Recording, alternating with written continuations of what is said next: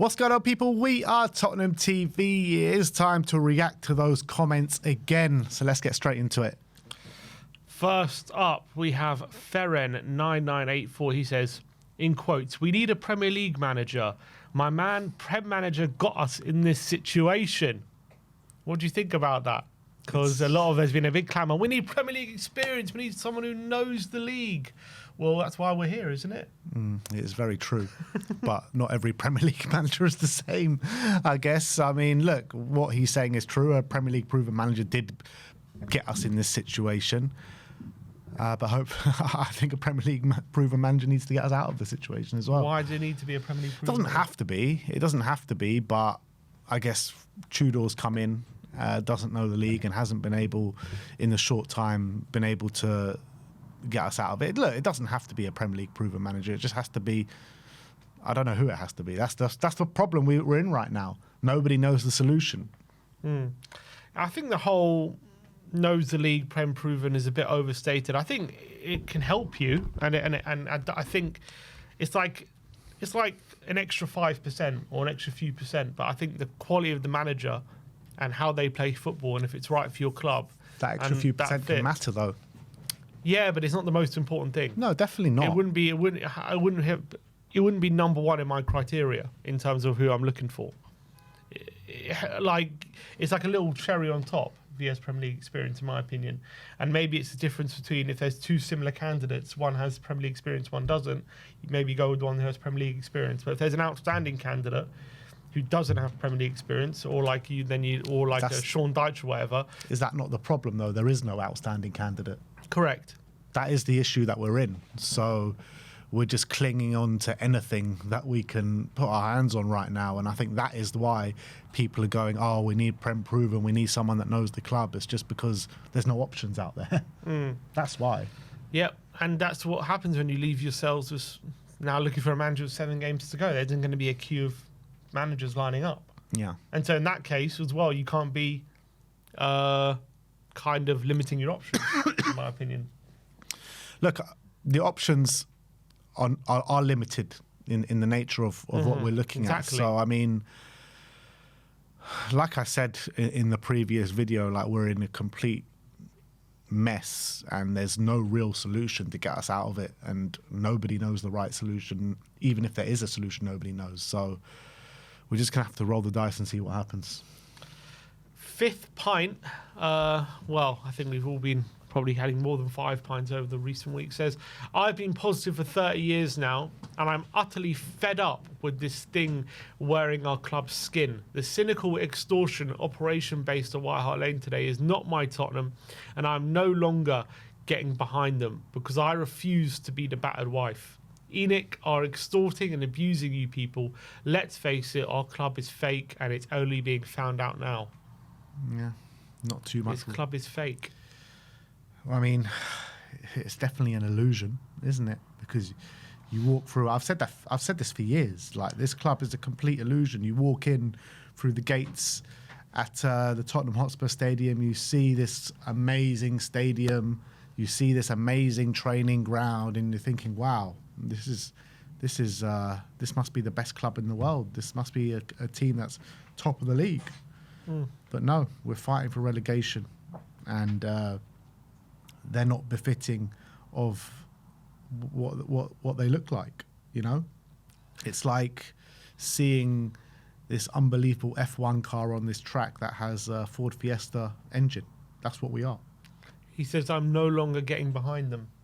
You know, in this time of need, is that the right approach? Look, everyone has their own opinions. Everyone does what they need to do to get by. That's not the route I would take. I'm not giving up, and I'm going to be getting behind them every game and hoping for the best. And I think if he wants to do that, then that's his prerogative, but that's not what I'm going to be doing. RT5034 says, there is literally no upside to being a Spurs fan. You lose and you're miserable and instantly calling for the manager to be sacked. You win and get close to Champions League and Premier League success under Poch and Mourinho and then sack them both and self-destruct. You win a Europa League under Ange, and half the fans complain about the manner in which you won it and denigrate it as being against rubbish opposition. So even when you do win something, you can't just enjoy it and still have to campaign to get the manager sacked. You're all fucked in the head. Perhaps you need to be relegated to wake yourselves up to the fact your team isn't all that, and this deluded self-entitlement you've always had is simply that, delusional. What self-entitlement is he talking about? We're a top 6 team. We should be challenging there, here, there, and everywhere, and always playing down ourselves when we achieve something or get close to achieving something. Never happy with what we got. Right now, obviously, we're nearly relegated. I think it's right to. We can all complain and whatever. I'm not saying I agree with what he's saying. I'm just saying what he's trying to say. We are self-entitled and always expecting more from managers, maybe. What, self-entitled because we expect to stay in this league? Is that what we're talking about? No, he's here? talking about before that. Complaining even when we're on Europa League, complaining about always calling for managers to be sacked all the time. I think it's absolute bollocks, because when you're looking at the club of Tottenham Hotspur, of the stature of Tottenham Hotspur, who in 2019 were in the Champions League final. Only last year we won the Europa League. We've got, in terms of finances, one of the biggest finances and most profits in the Premier League. You look at the stadium, you look at the training ground, you look at the infrastructure of this football club. We should be one of the biggest powerhouses in the Premier League. There is this fan base are not entitled. This fan base are expecting what this club should be, and that's what this club should be. I'm sorry, it is. Because in 1991, we won the record amount of FA Cups. Since ENIC have took over, they took us to a certain stage where we were consistently Champions League club. We were on the right path. We were going up and up and up. And they put the handbrakes on. And ever since then, we've gone down and down and down and down. And that is a decision that this club made. The fans should be expecting more. The fans do expect more. And I think it's right for the fans to expect more. He says there's literally no upside to being a Spurs fan. At this moment in time, there isn't. I guess the only thing is that I would say, like, even in this moment in time, even in this day and age, I still love being a Tottenham fan. I still love going to games. I still love being in and amongst it. And I love my Tottenham brothers and sisters. So I still think there are upsides to being a Tottenham fan, but it's hard to see it right now. Bruno G says these two are prime examples of what's wrong with this football club. Completely deluded, and still even now think your players are better than what they're showing. These players have lost 37 games in the Premier League over the last 2 seasons. Let me say this again, 37 times. You will only improve when you face the reality. Your players are completely rubbish at this level. Look, being a football fan, you have to have some delusion, no matter what, no matter who you support. Like, if you've got no hope, then what's the point of it all? Seriously, what's the point of it all? Like, you're just going to sit here being, oh, we're crap, we're just going to lose every week. All right, great. Like, what's the point? Have a bit of delusion, have a bit of fun with it all, and hope for better days. And but he says we're what's wrong with the club. We're deluded. Yeah, we're exactly what's wrong with the club. Like, everyone needs to have a bit of delusion about them. And everyone does have a bit of delusion. You support a football club. Like, that is the nature of supporting. Hoping for better days and expecting better days and deluding to yourself that better days are just around the corner. Look, at the end of the day, we've seen these players in other scenarios be better than what they are. We've seen that. There's no getting away from that. You put them in a different context, they are better than what they are, what they're showing. Not what they are. They're better than what they're showing. So to say it's delusional to expect them to show better than what we're seeing at the moment, we have seen it with our very eyes. We've seen it in a Tottenham shirt, and we've seen it in when they're wearing other shirts as well.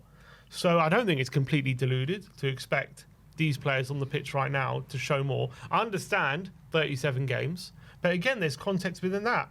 There's how many injury crises we had in the last season and this season. 13 players missing.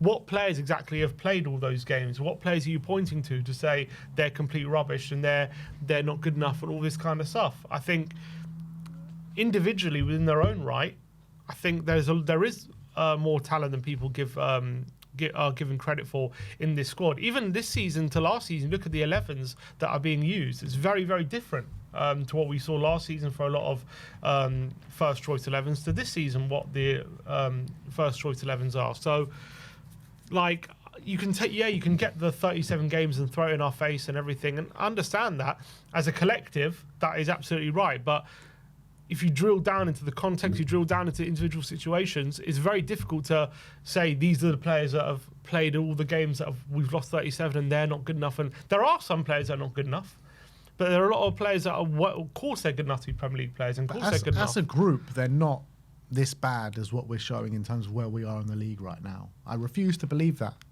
I really do. I think as a squad, we should be in the top half, minimum. Yeah, but there's a lot of reasons why we're not. There's disgruntlement, there's injury crises, there's also probably not the right profiling in certain areas, there's lack of certain abilities in certain areas that we need as well, which comes from squad planning. There's not very good squad planning. There hasn't been very good synchronization between the manager and the recruitment and the playing staff and all that kind of stuff, and it all plays into it. And there's, as we've said, there's been disgruntlement within the players as well. So look, everything that you've just explained there all comes down to the way that this football club is run. Mm-hmm. The way that this football club is run, I completely agree with the sentiment that they're not good enough and they deserve relegation. The people that run this club do deserve relegation, but everyone else don't. RD Chuni says, all the support outside for the coach was too much pressure for the players. Conte called this years ago, the club and the players can't handle pressure. Yeah. You know what? I've seen a few comments on here suggesting, did the pre-match stuff from the fans put too much pressure on the players? Did it create this feeling of the game being too big? As Trudeau said before the game, this isn't a final. You know, as much as people are saying it's a 6-pointer and it's a big game, we're not going to be relegated on this one game. And yet, did the fans treat it as such? And did we put too much pressure on the players? And did that lead to what we saw? Now, I think it's hard to make the argument because we've seen us play that badly when the pressure hasn't been as great in previous games. But I don't know. What do you think about that? Did all the support from the fans put too much pressure on the players? I don't think it was the support from the fans per se. I think it was the way the club built it up. The social media team built it up. The message from Cuti Romero on social media and all this kind of stuff. Like, you need to let fans just be fans without I saw this sentiment online, like, let fans be fans without the club having to package it up and put it all over social media. Like, on social media, the club should have just been silent until Spurs get 3 points. Agreed. Let the fans run the fan thing and line the streets and, welcome the team in. I think that's all fine and I think that's great. And I think that shows, the fans getting behind the team and the club and everything like that. I think the players sharing all that stuff was fine. But the players sharing that stuff, that came from THFC flags. That's a fan thing. That's no problem. Yeah, but I'm sure I had to sign off from the club, right? The club should not be getting involved in terms of spreading the message, in my opinion. I think it should all be fan-led. And I think that with the club putting it all out there, that just added extra kind of pressure to the players. And I think it should have all just come from the fans. And the club didn't need to get involved. And I think that just added to pressure. Well, I think the club got involved in terms of getting these players to share around the messaging, which I think was a good thing. But I think when it came to the club, as you say, posting all the stuff on social media, our club, best fans in the world, massive game, Romero doing these Instagram reel motivational speeches and like he's some sort of motivational speaker on Instagram or something. I think all of that was a nonsense. That we didn't need that, and that put undue pressure on the club itself. But I think the players sharing the messaging, I think the fans doing their part, I think that was just general support. That was all fine. Yeah, and I think that when Everton did it a couple of years back, when they were lining the streets and everything, there was not one mention of it from the club. Not one. It was all to do with the fans they're the ones that spoke. They're the ones that took it upon themselves. And there was one message before the game from Everton, and that was just preparation. And it was a picture of the ground staff getting the pitch ready. That was it. And I think that's the way to do it. David Heaton says, I'm a Villa fan, and this reminds me so much of when we went down. Squad of players that knew they'd be gone if they got relegated. Fan base giving everything they have to no avail. Huge divide between owners and fans. Truly crap times. I still think he'll be okay, but hopefully if you go down, you can rebuild, get new owners, and come back stronger whenever that may be. Yeah, I mean... Some advice from a Villa fan. It's fantastic, isn't it? Fantastic. But yeah, I hope we'll be okay, man. That's all we can pray for right now. All we need to link the two times is get Sherwood in charge, and then there you go. We'll be Villa 2.0. Yeah, literally. Yeah, it's very reminiscent of when Villa went down, isn't it? And Newcastle, those kind of big clubs, when you just think, you believe they'll get out of it, and never quite happens. William Jones says, as a Forest fan, I was expecting the second half to be torture. Spurs were the better team in the first half, and I thought our goal was going to be peppered. It's still one of us four going down, and definitely nothing decided today. But the most worrying thing for Spurs is that the players just gave up today. Yeah. The players definitely did seem to give up in that second half, and I think it was all down to the manager, to be honest, because I think we were on to a good thing. We needed that extra push in the second half, maybe a Javi coming on at half-time. But the manager just completely panicked. He panicked, made two changes that didn't need to happen. Two players came on who were just coming back from injury and not completely fit, match fit. And changed the formation, changed too much when he didn't need to change that much. Agreed. And even before the game, you know, keep the selection simple. Just play the players in form with momentum, and he didn't do that. And clearly a Forest fan happy with that situation. On his ones says, saw someone say it's fine because West Ham still will still go down. Nearly lost my head. West Ham lost away to 4th in the league. We lost 3-0 at home to 17th. It's a shambles here. Yeah, it's true. Yeah, I think it was as much as it was good that West Ham lost and it kept us outside the relegation zone. You know, it didn't feel like it was anything to celebrate just yet, because that was one of our easy games, one of their hard games. So didn't, you know? Look, West Ham, at the end of that day, will be the happier of the two. Yeah. For sure. Like, they're looking at that game before the Forest game. They're praying for Spurs to lose. And we did, and we got battered. So Spurs were definitely the losers of the day. There's no two ways about it. It was just... You're looking at it and you're happy that West Ham lost because we're not in the relegation zone yet, but it's proved nothing. Yeah, and at the end of the day, that's one of the more difficult games. We still got to go to Villa Park, and we're a very slim chance of us getting any points there. James Hughes says, I'm an Everton fan, and honestly, our worst relegation-threatened team was better than this Spurs side. They have nothing about them, zero heart, no fight, and they aren't technically good enough to get away with it. I mean, the best player in that Everton side was Richarlison. And we've got Richarlison. So I'm not sure what he's getting at there. And first of all, in terms of Everton and that season, they showed no fight up until a few games to go, 3 or 4 games to go. We're not at that stage yet, although, we're getting there, of course. But Everton, like I mentioned before, had Set this... up on the last day, didn't they? Yeah. They had this thing where they were lining the streets like we did. In the first game that they lined the streets, they lost 4-1 to Newcastle. But they didn't give up there. They kept lining the streets every game, kept lining the streets, and results turned. So we just need to keep pushing, and hopefully we'll get there in the end like they did. But there's no guarantees. But we cannot give up as a fan base. We cannot. But I disagree with the sentiment that that Everton side was better than this Spurs side. I think we got better players, but maybe they were a better team. But I mean, they weren't up until this stage. Yeah, you're right. It turned around with like 4 games to go. True. And maybe we need to start throwing flares on the pitch for Richie to celebrate with, because that's I remember that iconic image. He needs to score for it to celebrate. True. Mr. Dobolina says 1 win in 15 matches, 2 wins in 22, 3 losses to direct relegation rivals. 4 home league wins in the last 504 days. That's only 1 home league win every 126 days. 5 points in 13 games. 6 goals shipped against Forest this season. 7 losses in the last 10 league games. 8 league wins in the last 365 days. Anyone got a stat beginning with 9? He's it's like the 12 days of Christmas for Mr. Dobalina. It's more like the 12 days of doomsday. Yeah. Oh, mate.